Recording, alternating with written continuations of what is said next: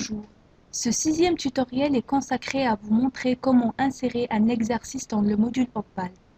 Donc pour commencer, il va falloir tout d'abord revoir la trame du cours pour localiser l'emplacement du premier exercice du cours exemple qui fera l'objet de notre démonstration.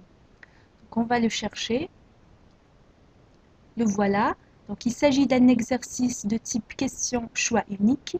Il est affiché en dessous d'une balise pédagogique de type définition qui figure dans la première division. Donc, ce que nous allons faire, c'est copier-coller le contenu de cet exercice dans la zone brouillon. CTRL-C, puis on ouvre la zone brouillon, CTRL-V. Voilà, on va agrandir la fenêtre. Donc, ce que nous allons faire maintenant, c'est chercher l'emplacement dans lequel on va intégrer cet exercice. Donc, voilà la première division et la balise pédagogique de type définition. Donc, l'exercice va figurer en dessous. Donc, ce que nous allons faire maintenant, c'est mettre le curseur sur l'étoile d'insertion, cliquer sur le bouton droit de la souris et ensuite choisir exercice de type question choix unique. Voilà. Ensuite, on va internaliser le contenu pour pouvoir l'éditer. Donc, on met le curseur sur le point d'interrogation, on clique sur le bouton droit de la souris, puis contenu internalisé. Voilà. Ce qui nous reste à faire, c'est remplir chaque champ avec le contenu qui lui correspond. Donc, on va mettre question de compréhension, on va la copier-coller dans le titre accroche. CTRL-V, voilà.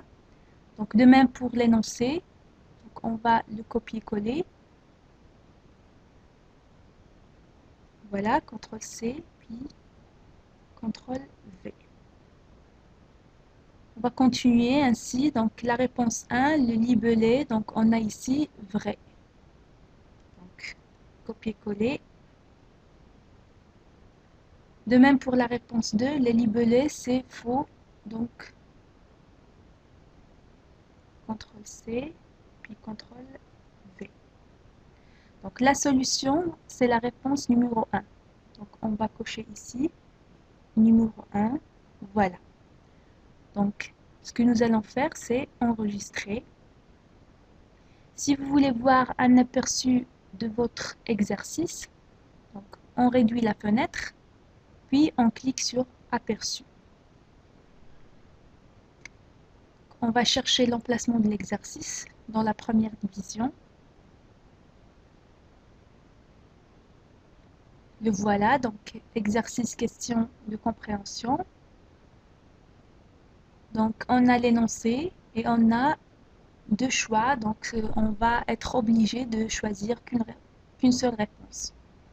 Donc si on clique sur vrai, donc on va mettre correction, un feedback est affiché que c'est une bonne réponse.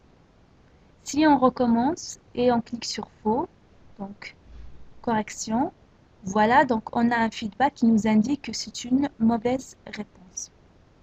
Voilà, donc ce sixième tutoriel est terminé.